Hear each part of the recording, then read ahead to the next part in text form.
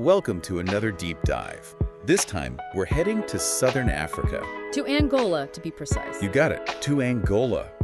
This is a country that's roughly twice the size of Texas, with a coastline stretching over 1,000 miles along the Atlantic. A country with a rich and complicated history. Exactly.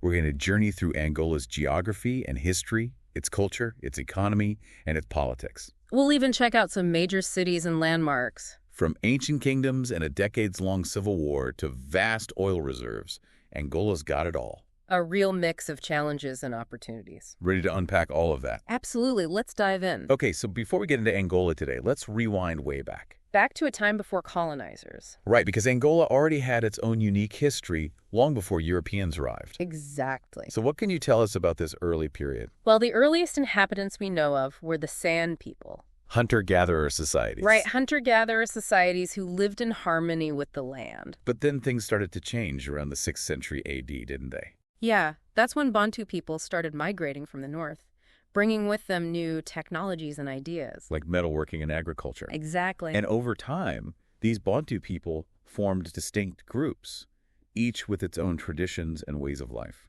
And that's really the foundation of Angola's cultural blend today.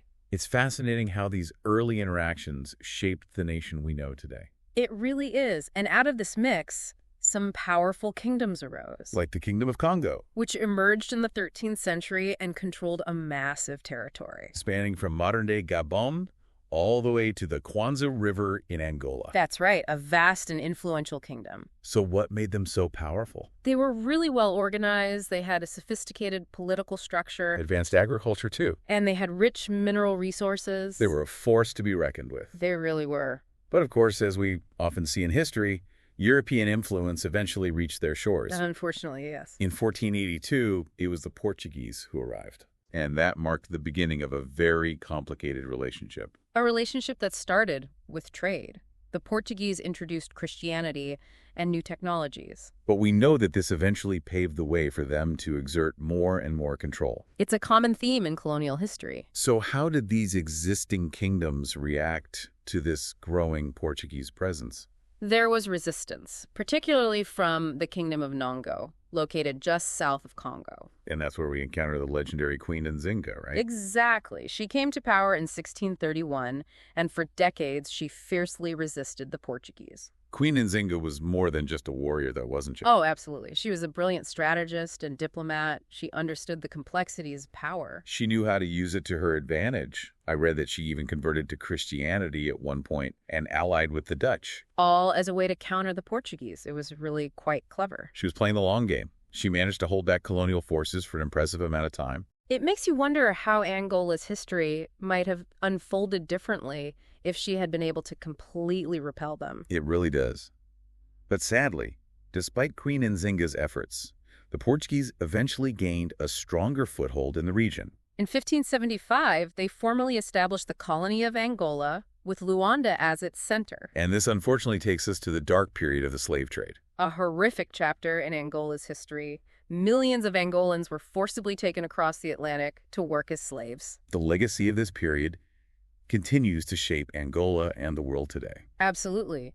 And it's so important to acknowledge that lasting impact. So even with this foothold on the coast, the Portuguese were still pretty slow to gain control of the interior of Angola, weren't they? They were. It wasn't until the late 19th century that they really started to solidify their control. And that was largely due to the Berlin Conference of 1884, wasn't it? Yeah, that's right. It was that conference where European powers carved up Africa among themselves, you know. A blatant power grab. It was. Portugal solidified its claim on Angola, even though they were slow to expand inland before. Even a country seemingly as isolated as Angola wasn't immune to those global power struggles of that time. That's for sure. Portugal did make some administrative reforms in the early 20th century, even declaring Angola an overseas province in 1951. The reality on the ground was still pretty grim, wasn't it? It was. There was still widespread racial discrimination and forced labor. Development was severely lacking. And, of course, that sparked the rise of those nationalist movements that we talked about. The movements that would play such a pivotal role in the fight for independence. A fight that would define much of Angola's 20th century experience. Exactly. So we left off with these independence movements gaining momentum in Angola. But on the other side of the world in Portugal, something happened that completely changed the game? A coup in 1974. Whoa, what happened? And how did that impact Angola? Well, the new government in Portugal, They were under a lot of pressure. yeah, both from inside Portugal and internationally. The decolonized. Exactly, and they decided to grant independence to their colonies, including Angola.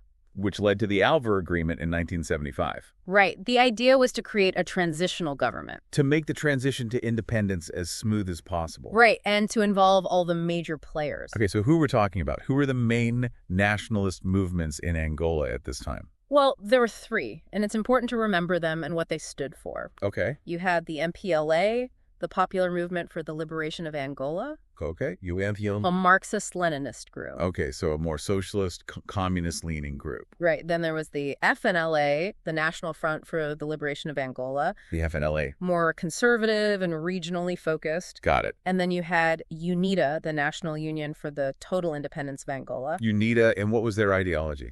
A bit of a mix, actually, with socialist and anti-communist elements. Okay, so three groups with very different ideologies trying to share power. Doesn't exactly sound like a recipe for stability. You got it. And on top of that, it wasn't just about internal divisions. Oh, no. You had external forces also getting involved, turning Angola into a proxy battleground for the Cold War. Oh, of course.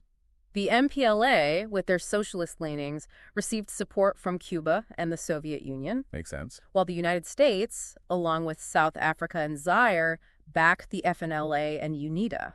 All to prevent the spread of communism. Exactly. So instead of a smooth transition to independence, Angola found itself plunged into a brutal civil war. Tragic. Fueled by these global superpowers, the war would last for almost 3 decades. Wow, so the MPLA, they ended up gaining control of the capital, Luanda, They did, and on November 11th, 1975, they declared independence, establishing the People's Republic of Angola. with Agostinho Neto as the first president. But obviously, the fight wasn't over. Far from it, UNITA, led by Jonas Savimbi, continued to wage a guerrilla war From where? from their stronghold in the southeast. Wow, so for decades, Angola was trapped in this really complicated conflict with shifting alliances, betrayals, and just horrific violence on all sides. Absolutely. And as you mentioned, outside powers just kept fueling the fire, prolonging the suffering. It's hard to fathom what it must have been like to be caught in the middle of all that. So was there ever any hope for peace during those dark decades? There were attempts, but the road to peace was incredibly rocky. Yeah. In 1988, though, something happened that would prove to be a turning point. It was the Battle of Quito Cuanavale, Oh, yeah, I've heard of that battle. A major clash, wasn't it? one of the largest battles ever fought on African soil. Really? It involved Angolan, Cuban, South African, and UNITA forces. Wow.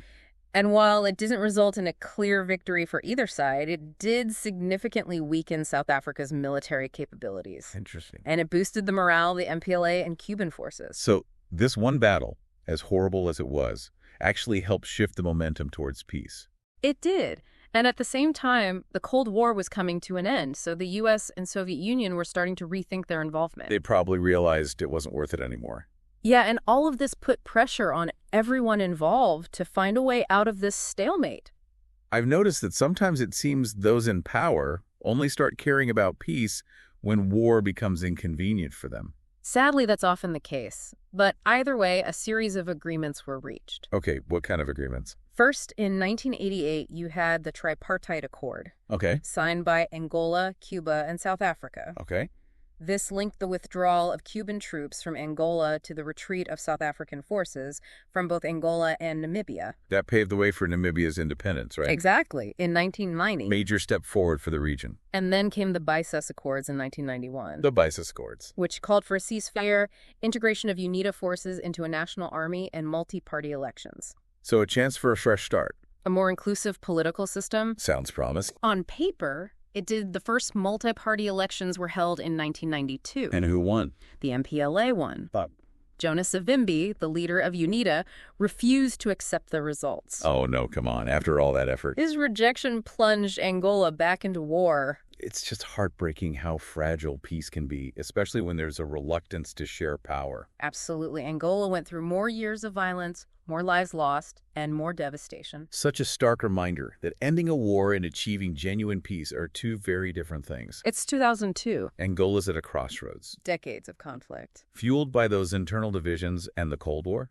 It's finally over. A new chapter begins. But those 27 years of war, it's hard to even comprehend the impact of that. It's almost impossible to overstate the trauma, right? Absolutely. Over 500,000 people lost their lives. Millions more displaced. The country was in ruins. The economy shattered. But, amidst all that destruction, There's this incredible resilience. a determination to rebuild. It's inspiring, really.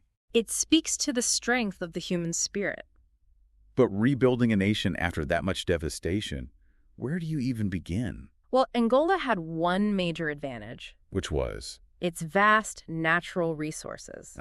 Oil. Exactly. Oil quickly became one of their most important exports. Yeah, I read that they became one of Africa's top oil producers. They did, and that revenue was crucial for funding those reconstruction efforts. But of course, relying so heavily on one commodity can be risky. It definitely can. You're vulnerable to global price fluctuations. Exactly. And so Angola has been trying to diversify its economy. Investing in other sectors. Like agriculture, They have so much potential there. mining, tourism. It's all about finding that balance. And what about the political landscape? Jose Eduardo dos Santos was in power for decades. He finally stepped down in 2017. There must have been a lot of pressure for change after that. There was his successor, João Lourenço. He initiated a bunch of anti-corruption reforms. And pushed for more transparency. Right. It's been a pretty big shift, but some say it's not happening fast enough. So a step in the right direction, but still a long way to go. Absolutely. It seems like Angola's story is one of constantly navigating these complex challenges. It is, both internal and external. But in the midst of all that, there's this vibrant culture. Oh, absolutely. Angolan music, dance, and art are incredible. It's a testament to their creativity. And resilience. A real blend of influences, too. Reflecting that complex history. And speaking of reflecting history, we can't forget about Angola's cities. And landmarks. Luanda, the capital, is fascinating to me. A bustling port city right on the Atlantic. It's an amazing mix of old and new. Colonial architecture alongside modern skyscrapers. It's a major economic hub. Not just for Angola. For the whole region. And there's Wambo, Lobito. Benguela. Each city has its own unique flavor. And beyond those cities, there's incredible natural beauty. Glandula Falls, one of the largest waterfalls in Africa. Breathtaking. And the Serra de Leba mountain pass. With those stunning views. Angola truly has it all. It's been an incredible journey exploring Angola with you. I've enjoyed it. It's a story that's both heartbreaking and inspiring. It is. So for our listeners, what's the one thing you really hope they'll remember about this dynamic country? I want them to remember that Angola's story isn't just about war and hardship. It's about so much more. It's about the resilience of the people, the power of their culture, and that potential for transformation even after immense challenges. Beautifully said. Angola's story is still being written. It is. And to our listeners, we encourage you to continue exploring this amazing country.